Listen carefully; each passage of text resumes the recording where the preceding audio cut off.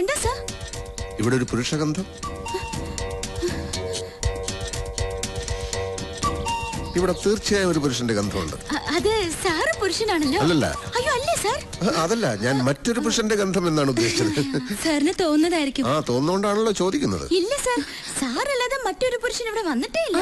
ഞങ്ങളുടെ കസിൻസ് വന്നാൽ പോലും താഴത്തെ ഗസ്റ്റ് റൂം വിട്ട് മുകളിലേക്ക് വരാൻ മേരിമേടെ സമ്മതിക്കില്ല സാർ. ഈ റൂം വളരെ സ്പേഷ്യസ് ആണല്ലോ. ഹോസ്റ്റലിലെ എല്ലാ റൂംസും ഇതുപോലെയാണോ? അല്ല സാർ, ഇത് മുത്തച്ഛനും മാനേജ്മെന്റുമായിട്ടുള്ള ധാരണയില് സ്പെഷ്യൽ ആയിട്ട് കിട്ടിയതാ. ആരുടെ മുത്തച്ഛൻ? ലേഖ ലീഡർ കെയറിന്റെ പേരക്കുട്ടിയാണ് സാർ. പിന്നെ ഇവളുടെ ഡാഡിയുടെ ഡൊണേഷന്റെ ഒരു പുഷിങ്ങും കൂടി ഉണ്ട് സാർ. ഓ, രണ്ടാളും ഇവിടുത്തെ വലിയ വിഐപീസ് ആണല്ലേ? അങ്ങനെയൊന്നുമില്ല. ഇന്ന് ഗോൾഡൻ ജൂബിലി ഡേ ആയതുകൊണ്ട് മേക്കപ്പിന് മാറ്റി എടുത്തു വെച്ചതാ സാർ.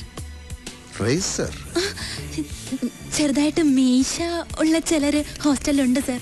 അവർക്ക് ഡാൻസിനും മറ്റും മേക്കപ്പ് ചെയ്യാനായിട്ട്. ജൂലി നന്നായിട്ട് മേക്കപ്പ് ചെയ്യുമല്ലേ? നന്നായിട്ടൊന്നുമില്ല സാർ. മൂക്കില്ല രാജ്യത്ത് മുറിമുക്കൻ രാജാവെന്ന് പറഞ്ഞ പോലെ ആർട്സ് ക്ലബ് സെക്രട്ടറി അല്ലേ, അതുകൊണ്ട്. നാർക്കോട്ടിക് സെല്ലിൽ 3 കൊല്ലം പയറ്റി തെളിഞ്ഞ് എന്നോട് കള്ളം പറയണ്ട. ട്രിവാൻഡ്രം എയർപോർട്ടിൽ 5 കോടിയുടെ ബ്രൗൺ ഷുഗറുമായി എത്തിയ മുഹമ്മദ് അൻസാരിയെ വെറും സ്മെല്ല് കൊണ്ട് കണ്ടുപിടിച്ച് കസ്റ്റഡിയിലെടുത്തവനാ ഞാൻ ഉണ്ടെങ്കിൽ പിന്നെ പോലീസ് നായയുടെ ആവശ്യമില്ലെന്ന ഡിപ്പാർട്ട്മെന്റിലെ മുഴുവൻ പേരും പറയുന്നത്. I have my own style of investigation, you know.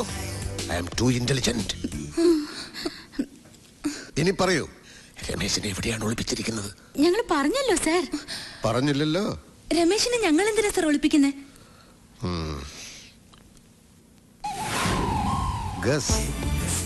ഇതാരെഴുതിയതാ? ഇവളുടെ പണിയാ. മനസ്സിൽ എന്തെങ്കിലും തോന്നിയാ എവിടെയാന്നൊന്നും നോക്കില്ല, കുത്തി വരയ്ക്കും. അതാ സ്വഭാവം. Yes, guess. നിങ്ങൾ എന്തിനു രമേശിനെ വിളിപ്പിക്കണം? സ്റ്റെഫി ഗ്രാഫ്, സാനിയ മിർസ നിങ്ങളുടെ ഫേവറേറ്റ്സ് ആണോ? അതെ സർ. ക്രിക്കറ്റ് കളിയൊക്കെ ഇഷ്ടമാണോ?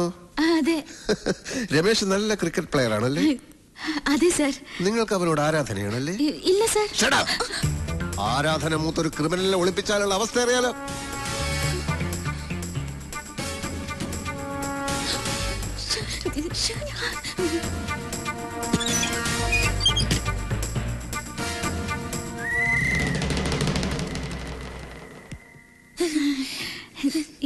എന്താ സർ? കോബ്ര.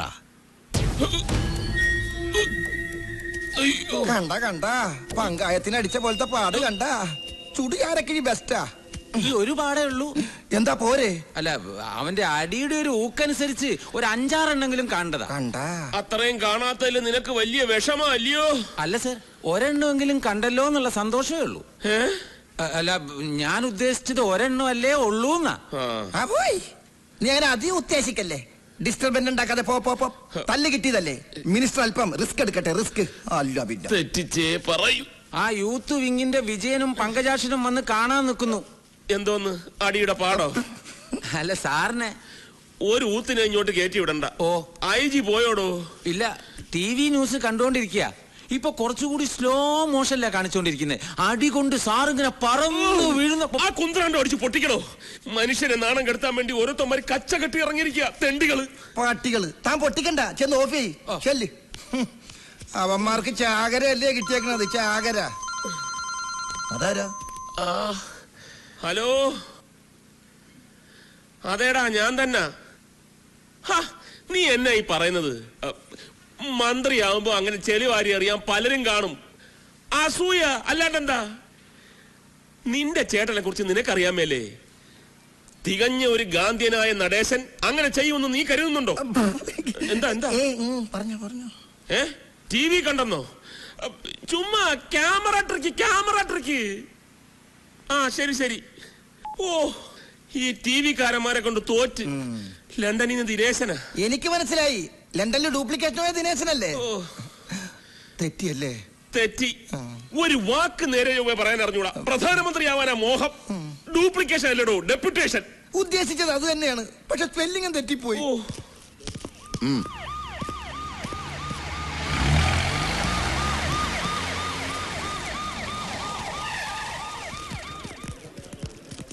എന്തായടോ?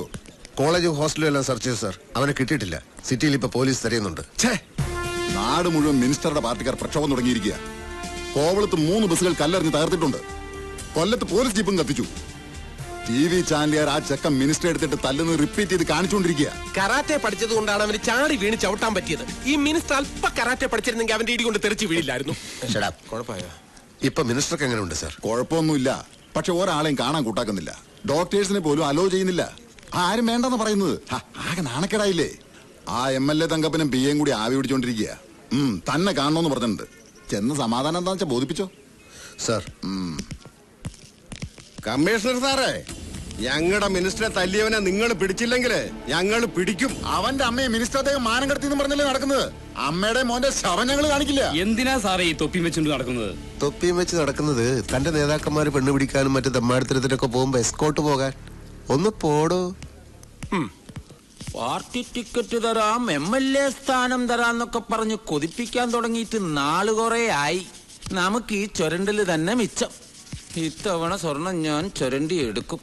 ദാസപ്പൻ വളരെ ബിസിയാണെന്ന് തോന്നുന്നു. ഞാനിത് ചുരണ്ടിക്കൊണ്ടിരിക്കുക. ഖജനാവിന്ന് ആവശ്യത്തിന് ചുരണ്ടുന്നുണ്ടല്ലോ, അത് പോരെ? എന്ത്? അല്ല, സ്വർണത്തം പോലെ ചുരണ്ടെന്ന കാര്യം സാർ ഉദ്ദേശിച്ചത്.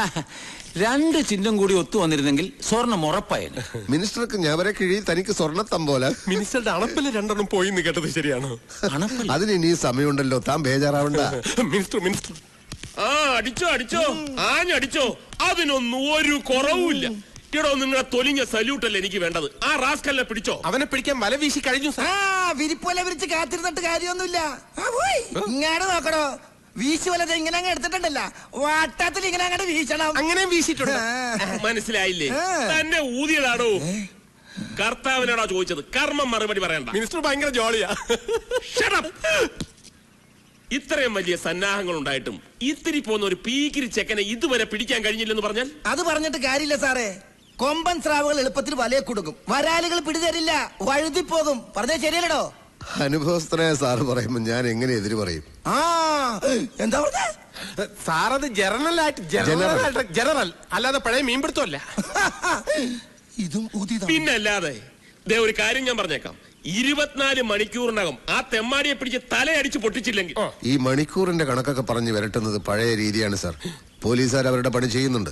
ഈ വിളിച്ചു വരുത്തിയ സമയം കൊണ്ട് തന്നെ അന്വേഷണം എത്രയോ മുമ്പോട്ട് പോകുമായിരുന്നു. With your permission sir. Vigneshwar, come on. ഒന്ന് പോടും. ഒരു ഇടിയൻ കർത്ത. എന്തോന്ന് ഇടിയൻ? ഇവൻ ഇടിക്കാൻ പോയിട്ട് ഒരാളെ നുള്ളു പോലും ചെയ്തിട്ടില്ല. പിന്നെ ആരിവൻ ഈ പേരിട്ടത്? അതറിയത്തില്ലേ? ഇവന്റെ അച്ഛന്റെ പേര് ഇടിയൻ പാക്കരൻ, ഇവന്റെ അപ്പൂപ്പന്റെ പേര് ഇടിയൻ ചങ്കരൻ. അപ്പൊ കുടുംബം മുഴുവൻ പോലീസാ? എവിടെ പോലീസ്? അയ്യോ, അവലിടിയല്ലേ ഇവരുടെ കുലത്തൊഴില്. അതിലിളയവന്റെ പേര് ഇടിയൻ കർത്ത. അഹങ്കാരത്തിന് ഒരു കുറവുമില്ല. ഇവനെയൊക്കെ സർവീസിന്ന് ടെർമിനേറ്റ് ചെയ്യണം. തെറ്റിയല്ലേ? കറക്റ്റാണോ? ദൈവമേ, ഇന്ന് ഇടിവെട്ടി മഴ പെയ്യും. എന്നാ കടലിൽ മീൻ പിടിക്കാൻ പോണവരോട് സൂക്ഷിച്ചോളൊന്ന് മൊബൈലിൽ വിളിച്ച് പറയട്ടാ. ഒരു ഇടി.